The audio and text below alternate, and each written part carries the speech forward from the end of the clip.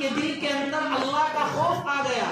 جس انسان کے دل کے اندر اللہ کی خشیت آ گئی، جس انسان کے دل میں اللہ کا ڈر بیٹھ گیا، وہ دنیا کے اندر مجھ سے ڈر گیا، وہ دنیا کے اندر اس نے اپنی نفسانی خواہشات کو چھوڑ کر میرے حکموں کی تابع داری کری، میرے احکام پر چلا، میرے بتائے ہوئے راستے پر چلا، اور اس نے نافرمانی نہیں کی، اس نے خواہشات نفسانی کے مطابق عمل نہ کیا، اس نے میرا ڈر اور میرا خوف، میری دہشت، میرے عذاب کی دہشت اور خوف اس کے دل کے اندر تھی، وہ گناہ سے رک گیا، وہ گناہ سے باز آ گیا۔ رسول اللہ صلی اللہ علیہ وسلم نے فرمایا کہ اللہ رب العزت فرماتے ہیں کہ جو انسان دنیا کے اندر خوف زدہ ہو گیا، اللہ آخرت میں امن عطا کرے گا، اللہ رب العزت عرش کا سایہ عطا کرے گا اس آدمی کو جو دنیا میں اللہ سے ڈر گیا،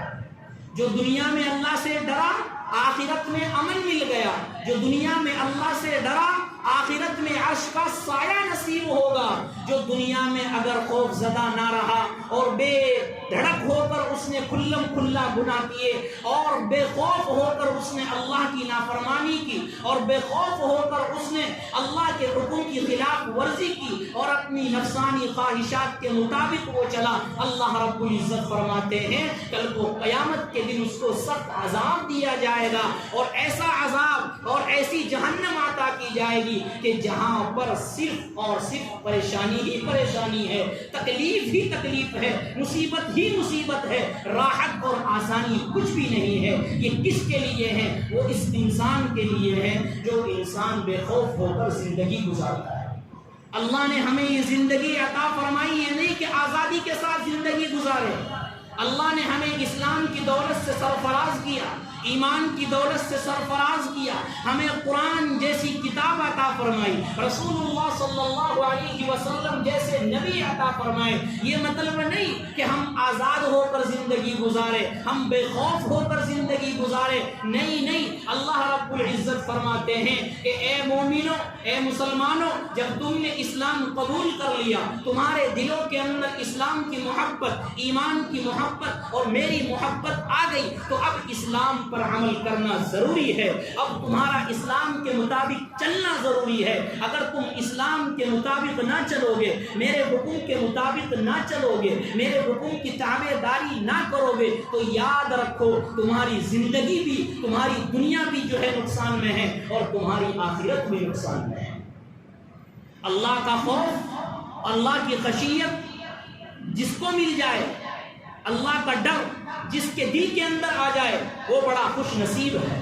اللہ کا خوف جس کے ذہنوں میں، دلوں میں بیٹھ جائے، وہ بڑا خوش نصیب ہے، کیونکہ جب انسان کے دل میں اللہ کا خوف آتا ہے، عبادت کے اندر مزہ آتا ہے، عبادت کے اندر چاشنی آتی ہے، اطاعت کرنی آسان ہو جاتی ہے، عبادت کرنے میں لذت محسوس ہوتی ہے، اور جب دل کے اندر خوف آ جائے تو پھر گناہ سے بچنا بھی آسان ہو جاتا ہے، اور جب دل میں خوف نہ ہو، اللہ کا ڈر نہ ہو، تو گناہ سے وہ بچ سکتا ہے، نہ عبادتوں کے اندر مزہ آ سکتا ہے، نہ اطاعت اور فرما برداری کرنے کا اس کا دل چاہتا ہے، نہ مسجدوں میں اس کا دل لگتا ہے، نہ نمازوں میں اس کا دل لگتا ہے، نہ عبادتوں میں اس کا دل لگتا ہے۔ اگر عبادتوں میں دل لگے گا تو جبھی لگے گا جب اللہ کی محبت بھی اس کے دل کے اندر ہو اور اللہ کا خوف بھی اس کے اندر ہو۔ جب یہ چیزیں اس کے دل کے اندر آئے گی تو عبادتوں کے اندر لطافت آئے گی، عبادتوں کے اندر لذتیں آئے گی، عبادتوں کے اندر مزہ آئے گا،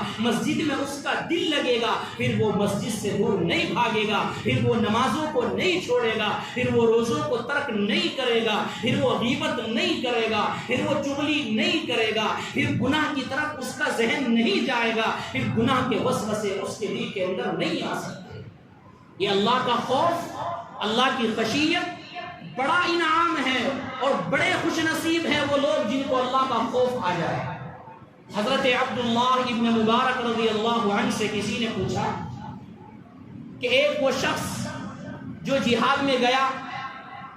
اور لڑائی لڑی اور شہید ہو گیا، اور ایک وہ شخص جو زندگی کے اندر جہاد کا تو موقع نہ ملا، جہاد کرنے کا تو اس کو وقت نہ ملا،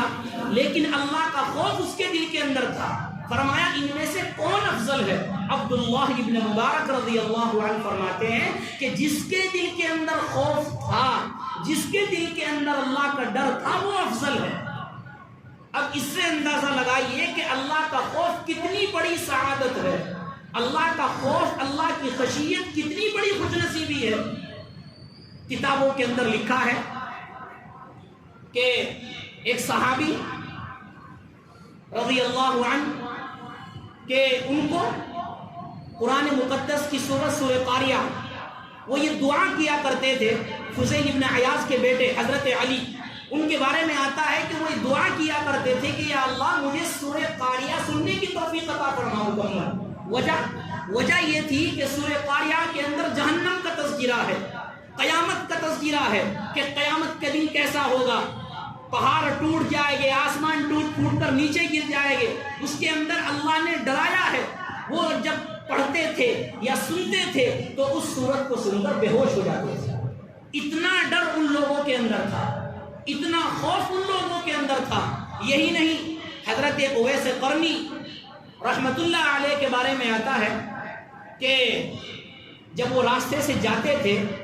اور لوہار کی بھٹی کو دیکھتے تھے کہ لوہار اپنے لوہے کو اس آگ کے اندر تپا رہا ہے اور جلا رہا ہے اور اس کو سیدھا کر رہا ہے، اس کی مرمت کر رہا ہے، تو دیکھ کر ڈر جایا کرتے تھے، خوف زدہ ہویا کرتے تھے اور آنکھوں سے آنسو جاری ہوتے تھے۔ پوچھنے والے پوچھتے تھے حضرت کیا مسئلہ ہے، اس بھٹی کو دیکھ کر کیوں رو رہے ہو، اس آگ کو دیکھ کر کیوں رو رہے ہو؟ کہتے تھے یہ دنیا کی آگ ہے، یہ دنیا کی آگ ہے جو ایک لوہے کو پگھلا دیتی ہے۔ کل کو اللہ نے اگر میرے بداعمال کی وجہ سے مجھے جہنم کے اندر ڈال دیا تو میرا کیا حشر ہوگا۔